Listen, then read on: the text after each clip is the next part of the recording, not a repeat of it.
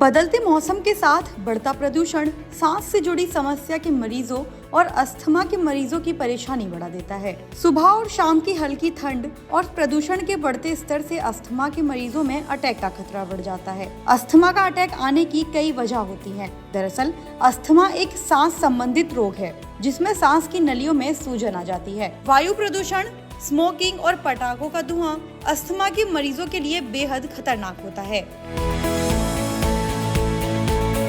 ठंड के मौसम में हवा की गुणवत्ता खराब हो जाती है, सांस लेना मुश्किल हो जाता है और अस्थमा के लक्षण बढ़ जाते हैं। इसलिए इस दौरान अस्थमा के मरीजों के लिए सावधान रहना बेहद जरूरी हो जाता है, क्योंकि उनकी थोड़ी सी सतर्कता उन्हें बड़ी समस्याओं से बचा सकती है। बाईपैप मशीन अस्थमा के मरीजों और सांस से जुड़ी समस्या के मरीजों के लिए काफी फायदेमंद हो सकता है। बाईपैप मशीन एक मास्क जैसा होता है जो प्रेशर से हवा फेफड़ों में डालता है, जिससे सांस की नली खुल जाती है। इस पर डॉक्टर का क्या कहना है, आइए सुनते हैं। ये बहुत अच्छा पॉइंट आपने बताया। कभी ऐसा मैंने सोचा नहीं, टू बी वेरी ऑनेस्ट, कि मैं बताऊं पेशेंट्स को, बट हम इनको क्योंकि आईपीडी में प्रैक्टिस करते हैं। आईपीडी मतलब जब पेशेंट एडमिटेड होता है तो क्या होता है कि उनमें कार्बन डाइऑक्साइड कभी कभी बढ़ने लगती है, उनकी सीओपीडी की बीमारी की वजह से या कोई भी लंग वीक होने की वजह से। तो वो कार्बन डाइऑक्साइड बढ़ने की वजह से उनको चक्कर सा आने लगता है, अलर्टनेस कम हो जाती है और कई बार उनको वेंटिलेटर पर भी लेना पड़ जाता है।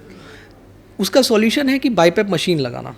बाईपैप मशीन एक मास्क जैसा ऐसा होता है और उससे क्या होता है कि वो प्रेशर से हवा अंदर जाती है, सांस की नली खोल देती है और प्रेशर से हवा बाहर भी निकाल देती है कि कार्बन डाइऑक्साइड जो अंदर है आपके वो बाहर भी निकल जाए। बट अब क्या है कि बहुत सारे पेशेंट्स को बड़ी प्रॉब्लम होती है वो लगाने में, या फिर कुछ पेशेंट्स जो गरीब हैं वो नहीं खरीद पाते क्योंकि उसकी कॉस्ट थोड़ी ज़्यादा है। तो वैसे पेशेंट्स में हम क्या करते हैं, जो कॉपरेट नहीं करते हैं या जो नहीं खरीद पाते, उनमें हम ऐसे वो सिरिंज में बलून लगा करके उनको बोलते हैं कि फूंकने के लिए सिरिंज में, ताकि बलून फूले। तो उससे क्या है कि अंदर का जो कार्बन डाइऑक्साइड है वो भी बाहर निकलने लगता है।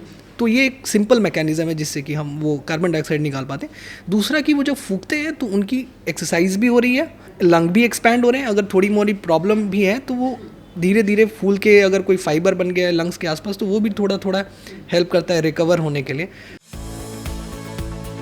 पटाखे जलाने से नाइट्रोजन ऑक्साइड, कार्बन मोनोऑक्साइड जैसी जहरीली गैसें वातावरण में फैलती हैं। इसके अलावा वातावरण में PM10 और PM2.5 का स्तर बढ़ जाता है, जो स्वास्थ्य को प्रभावित करता है। सांस की नली में इन्फेक्शन, वातावरण में मौजूद प्रदूषक तत्व और जहरीली गैसें सांस के जरिए शरीर में प्रवेश करने पर सांस की नली में संक्रमण हो सकता है। इस वजह से खांसी और सांस की नली में सिकुड़न होने पर सांस लेने में परेशानी पैदा करती है। PM10 और PM2.5 जैसे सूक्ष्म कण सांस के जरिए फेफड़े में पहुंचते हैं।